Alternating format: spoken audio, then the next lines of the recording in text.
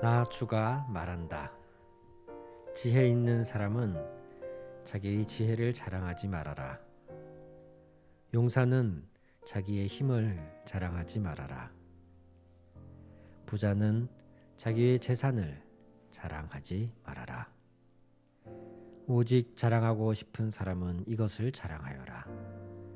나를 아는 것과 나 주가 긍휼과 공평과 공의를 세상에 실현하는 하나님인 것과 내가 이런 일 하기를 좋아한다는 것을 깨달아 알만한 지혜를 가지게 되었음을 자랑하여라.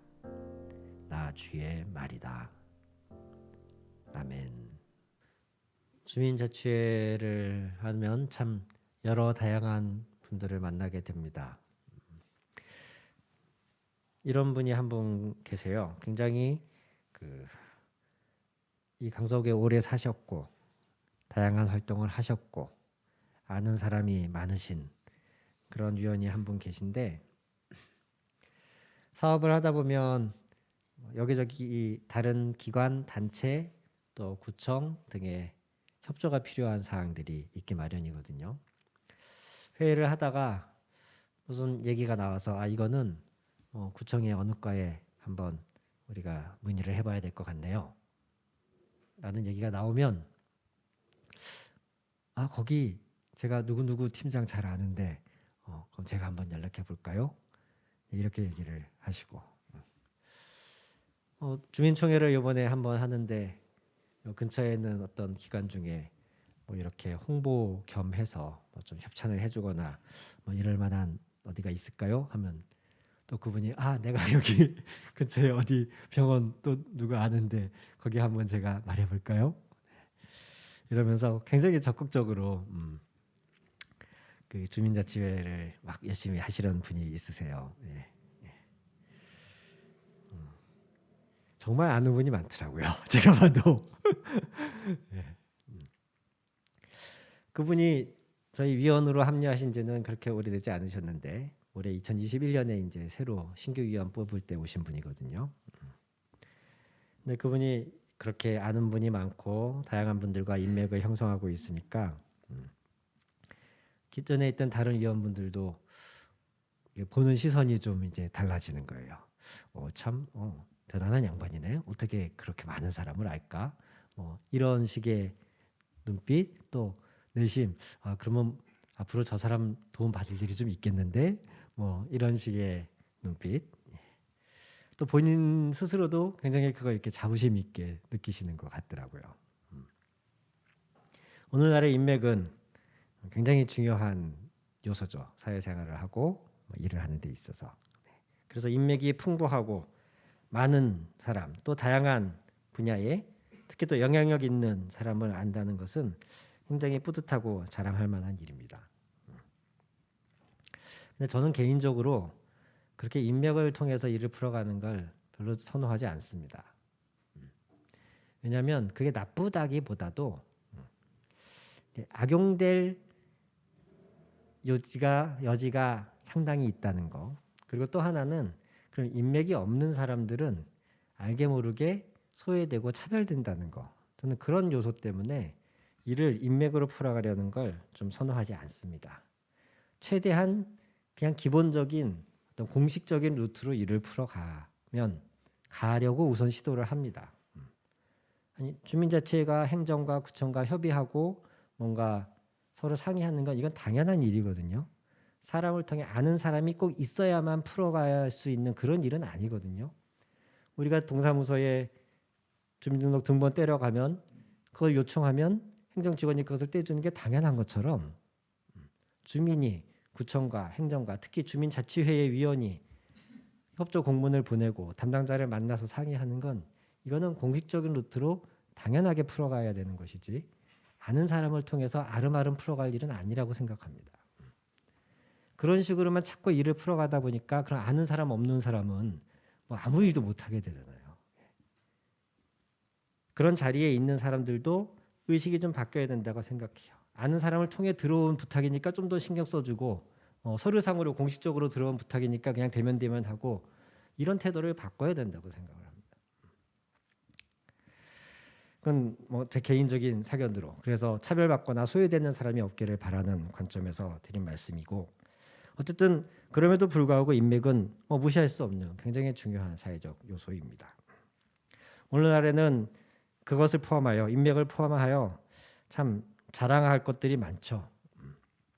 오늘 본문 안에서는 지금부터 한 2,500여 년 전, 2,600여 년 전 시대니까 예레미야 선지자가 활동할 시대가 2,600년 전쯤 사람들이 자랑할 만한 것들 그거 세 가지가 다 나온 거예요. 23절에 보시면 지혜 있는 사람, 똑똑한 사람, 그러니까 많이 아는 사람, 그 당시에 정말 소수의 교육을 받을 수 있는 특혜를 누렸던 사람들, 굉장한 자랑거리였겠죠. 용사, 확실히 이 몸 쓰는 거 잘하는 사람들은 좀 옛날에 태어나셨어야 될 것 같아요. 그때는 정말 힘이 최고였잖아요. 용사, 용맹한 사람, 힘 있는 사람, 일당백인 사람들, 그건 고대 시절엔 자랑할 만한 것이었습니다. 부자, 이거는 뭐 동서고금을 막론하고 인류의 역사가 존재하는 한 부자는 항상 자랑할 만한 것이었죠. 그 시대의 사람들이 자부심을 느끼고 갖고 싶어하고 부러워하는 대상, 지혜 있는 사람, 용사, 부자 그런 사람들을 쭉 나열하면서 예레미야 선지자가 뭐라고 말하냐면 그런 것들이 있는 사람들, 너희들 그러나 그것을 자랑하지 말아라. 그것이 너희가 자랑할 만한 정말 그런 의미 있는 것, 참된 자랑거리 아니다 라고 말씀하고 있어요. 그 당시에는 이거 세 가지면은 자랑거리가 다 이렇게 아우를 수 있었는데 오늘날에는 훨씬 더 자랑할 종류들이 많더라고요. 요즘은 그 소위 덕후라고 하죠. 뭔가 하나에 푹 빠져가지고 그것에 깊이 파고들고 그거와 관련된 모든 것들을 섭렵하는 사람들, 뭐 애니메이션이라든가 프라모델, 뭐 어떤 특정한 캐릭터, 아니면 어떤 연예인, 뭐 또 특정 브랜드 이런 것들을 아주 좋아하고 사랑하고 모으고 그거에 관해서 계속 지식적으로 파고들고 하는 사람들, 소위 덕질. 이 덕질만 잘해도 요즘은 자랑할 만하더라고요. 어떤 특정한 분야의 덕질을 오래 하신 분들, 고인물들은 유튜버들이 막 찾아가고 방송에서도 그런 사람들을 발굴해내면서 이런 것들이 요즘은 또 자랑할 만한 거예요. 한때는 노래 잘하는 게 또 이렇게 굉장히 자랑할 거리였는데 요즘은 저희 나라엔 너무 노래 잘하는 사람들이 많아서 웬만큼 잘해서는 이제는 이거는 좀 자랑하기가 힘든 것 같아요. 제가 아는 한 후배는 이제 뭐 그 후배도 나이 40은 넘었는데 이제 결혼을 안 하고 싱글이에요. 그래서 그런지 이렇게 SNS에 올라오는 거 보면 거의 전국 방방곡곡을 이렇게 누비더라고요. 그러면서 맛있는 것 먹으러 다니고 주말이면 또 이렇게 여러 지역에 흩어져 있는 지인들 이렇게 만나고 다니면서 오늘은 누구랑 뭐 먹었다. 오늘은 누구랑 어디 갔다. 이런 것들을 끊임없이 이렇게 SNS에 올리는 후배가 하나 있어요. 근데 이게 은근 부럽더라고요. 안 그러세요, 여러분들? 매일 그러니까 그런 삶 자체가 부럽다기보다도 어쨌든 본인이 원할 때에 원하는 곳에 가서 좋아하는 사람과 함께 시간을 보낼 수 있다는 거, 그건 좀 은근히 부럽더라고요. 저희는 왜 메인 게 많잖아요. 정해진 일이 있고 또 그러니까 경제적인 활동을 위한 일이 있고 가정에서 또 가정대로의 일이 있고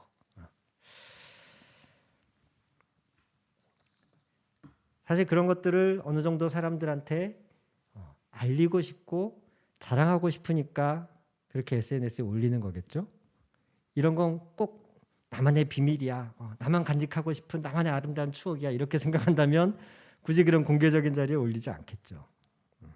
은연중에 사람들은 나 이렇게 살아요, 나 이런 거 가지고 있어요, 나 이런 거 좋아해요, 나 이 정도 되는 사람이에요, 이런 것들을 다양한 방식으로 주변 사람들에게 알리고 사람들이 나의 그러한 부분을 인정해주고 좋아해주는 것, 프로해주는 것, 이런 걸 바랍니다. 그런 걸 은근히 즐깁니다. 그런데 오늘 하나님이 예레미야 선지자를 통해서 말씀하시길, 그런 것들 많이 갖고 있고 좋은 것들 누리고 있는 거 다 좋은데 그걸 누리지 말라는 것도 아니고, 다만 그것들을 자랑하지 말아라 라고 이야기하십니다. 그것들이 네 인생 최고의 가치인 양, 그것 덕분에 네가 행복하고 그것 덕분에 너의 가치가 높아진 양, 그것을 자랑하지 말아라. 그러면서 우리가 진정으로 자랑해야 할 것을 24절에 말씀하십니다. 제가 한번 다시 봉독해 보겠습니다. 오직 자랑하고 싶은 사람은 이것을 자랑하여라. 나를 아는 것과, 여기서 나는 여호와 하나님이시죠. 나 주가 긍휼과 공평과 공의를 세상에 실현하는 하나님인 것과, 내가 이런 일 하기를 좋아한다는 것을 깨달아 알만한 지혜를 가지게 되었음을 자랑하여라. 나 주의 말이다. 아멘. 하나님을 안다는 사실, 그리고 내가 아는 그 하나님이 긍휼과 공평과 공의를 세상에 실현하는 하나님이시라는 사실, 심지어 하나님은 긍휼과 공평과 자비를, 공의를 세상에 실현하는 일을 좋아하시는 하나님이시라는 사실을 내가 알았다. 내가 놀라운 사실을 발견했는데, 하나님이 살아계시고 그 하나님은 긍휼과 공평과 공의를 세상에 펼치는 것을 좋아하시는 하나님이시더라. 내가 이런 기가 막힌 사실을 깨달았다. 이걸 자랑하라는 겁니다. 유레카라고 외칠 만한 사실은 이거라는 거예요. 나 여호와 하나님을 네가 알았다는 사실, 그리고 나의 성품, 긍휼과 공평과 공의를 세상에 펼치는 하나님이라는 것을 네가 알았다는 이 사실, 이걸 자랑해라. 아까 서두에 말씀드렸습니다만 여러 다양한 위치에 다양한 영향력 있는 사람들을 안다는 것, 인맥, 그것이 자랑할 만한 거리였잖아요. 그러면 그 인맥 중에서 우리가 알고 있는 맺게 된 최고의 관계, 우리는 그것을 하나님과의 관계로 믿고 그것을 자랑할 수 있어야 된다 라고 예레미야 선지자는 말하고 있는 겁니다. 히브리서 11장 6절에서도 비슷하게 이렇게 기록합니다. 믿음이 없이는 하나님을 기쁘시게 할 수 없다.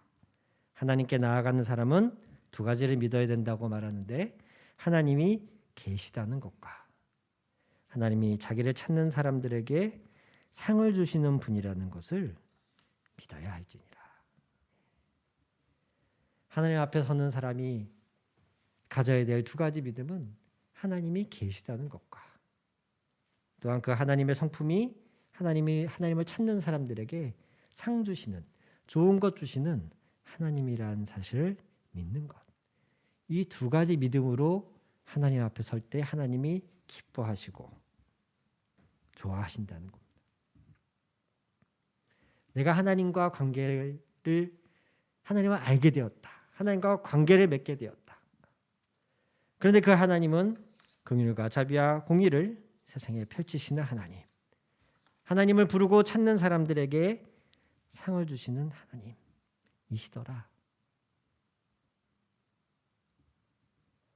이 한 가지를 우리는 자랑해야 합니다. 이 말씀 앞에서 우리 자신을 좀 돌아보게 됩니다. 그리고 우리가 소속된, 우리가 함께 신앙생활을 하는 우리의 교회를, 우리의 지인들을 한번 돌아보게 됩니다. 사도 바울이 자기 자신도 자랑할 만한 것이 충분히 많다라고 이야기를 하면서, 나는 태어날 때부터 로마 시민이었고, 나는 유대인 중에 베냐민 지파에 소속된 사람이었고, 나는 할례를 받았고, 유대인 중에 유대인, 율법에 철저한 가말리엘 선생님의 문화에서 공부한 사람이었고, 이러면서 줄줄이 자신이 자랑할 만한 자신의 배경을 이야기합니다. 그래놓고 그러나 마지막에 바울이 말하길, 그러나 내가 이제 그 모든 것을 배설물처럼 여긴다 라고 이야기를 하죠. 사도 바울이 그렇게 말할 수 있었던 이유가 바로 오늘 우리가 본 이 말씀과도 맥락을 같이 한다고 믿습니다. 그래서 사도 바울은 나는 이제 그리스도의 십자가 외에는 자랑할 것이 없다 라고 이야기를 합니다. 그리스도의 십자가가 무엇입니까? 나로 하여금 하나님과의 관계를 회복할 수 있도록 해주신 유일한 통로이죠. 내가 하나님을 안다고 믿는다고 하나님이 나의 창조주이시요 나의 구원자이시라고 말할 수 있게 해준 유일한 하나님께 나아갈 수 있는 길, 그것이 그리스도의 십자가 아닙니까? 그러니까 나는 이제 그 십자가 외에는 이제 자랑할 것이 없다. 그러면서 사도 바울은 오히려 나의 약함을 자랑한다 이렇게도 이야기합니다.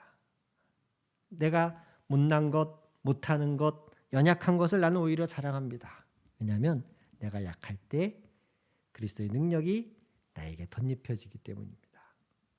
그리스도의 능력이 덧입혀지기 위해서라면 나는 나의 약함마저도 자랑합니다. 이렇게 말하고 있습니다.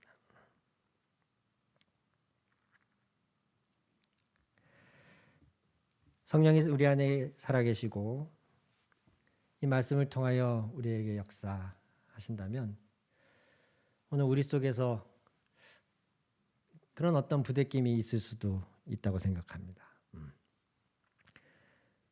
그동안 우리는 신앙생활을 통해서 이 세상이 부러워할 만한 자랑거리를 얻으려고 신앙생활을 했던가,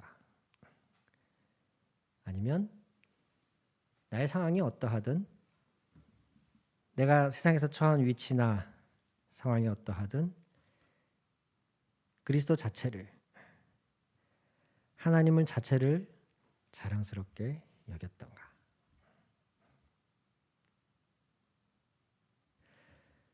기도해서 좋은 일이 일어났다는 것을, 어떤 내게 놀라운 기적이, 병이 치유되는 기적이 일어나거나 큰 문제가 해결되거나 하는 것을 우리는 종종 자랑합니다.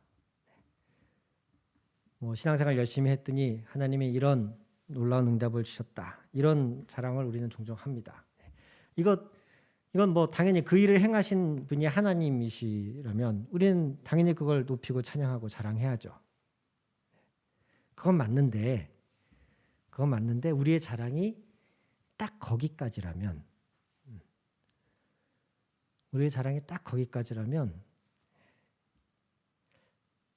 사실 이건 좀 헷갈리는 부분이에요.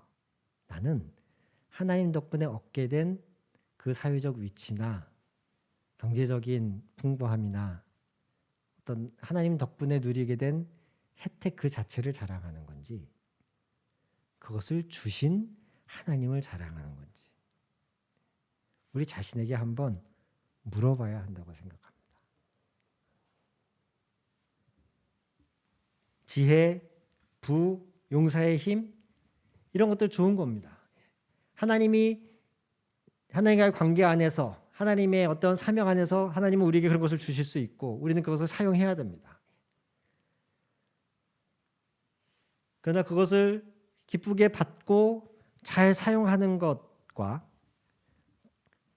그것을 자랑하고 하나님께 그것을 달라고 집요하게 요구하고 추구하는 것,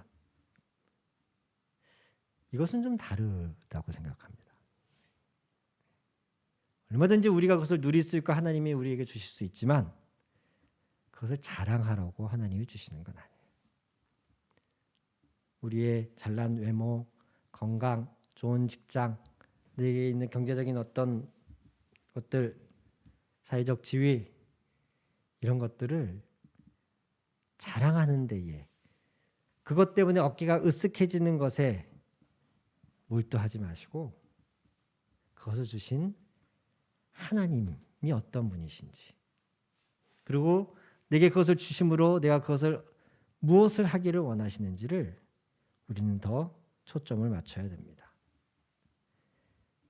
긍휼과 공평과 공의를 세상에 널리 펼치시기 원하시는 하나님이 우리에게 재물을 주실 때에는, 높은 지위를 주시거나 육체의 건강함을 주실 때에는 그것을 수단으로 삼아서, 그것을 도구로 삼아서 세상에 긍휼과 공평과 공의를 펼치라는 그런 뜻으로 주신 것입니다. 그것이 우상이 되고 그것이 자랑거리가 되어서는 안 됩니다. 때문에 우리는 종종 가끔은 하나님과의 이런 관계 때문에 오히려 세상에서 대가를 지불해야 될 때가 있습니다. 사도행전서도 보면 사도들이 내가 하나님 말씀 듣는 것보다 당신들의 말을 듣는 것이 더 낫겠습니까? 이런 말을 하면서 우리는 하나님 보시기에 옳은 일을 하겠습니다. 또한 사도 바울도 말하기를 갈라디아 1장에 내가 지금 사람의 마음을 기쁘게 하랴 하나님의 마음을 기쁘시게 하랴. 내가 사람의 마음을 기쁘게 하려 했다면 내가 그리스도의 종이 아니다.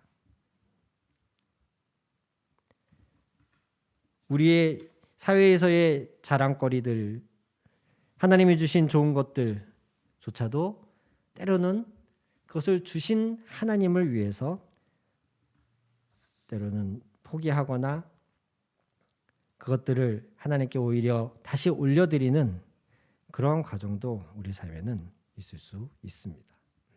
우리는 그 과정을 통해서 마치 아브라함이 이삭을 바치면서 그 이삭을 주신 분이 하나님이신 것을 신앙으로 고백할 수 있었던 것처럼 우리는 우리가 누리는 모든 좋은 것들을 정말 그것이 내 자랑거리, 나도 모르게 그것이 내 자랑거리로 자리 잡고 있었는지, 아니면 그것을 주신 하나님을 내가 더 신뢰하고 자랑하는 사람인지, 우리는 때로는 그것을 포기하는 과정을 통해서 다시금 우리 자신을 돌아볼 수 있게 되기도 합니다. 중요한 것은, 결론은 이것입니다. 하나님은 우리에게 얼마든지 풍성한 삶을, 이 세상에서 사람들이 부러워하거나 원하는 것을 우리에게 풍성하게 누리게 하실 수 있는 그런 하나님이십니다. 그러나 그 무엇도 그것 자체가 우리의 자랑거리가 되어서는 안 됩니다. 우리 안에는 하나님을 아는 것, 그 하나님이 긍휼과 공평과 공의를 행하는 하나님이시라는 것, 그렇기에 나도 그 하나님 안에서 내게 주신 모든 좋은 것들을 통해서 긍휼과 공평과 공의를 행하는 사람이 되어야 한다는 것, 오늘 이 말씀 통해서 우리의 마음 안에 이러한 하나님의 뜻이 새겨지기를 주님의 이름으로 축원합니다. 기도하시겠습니다.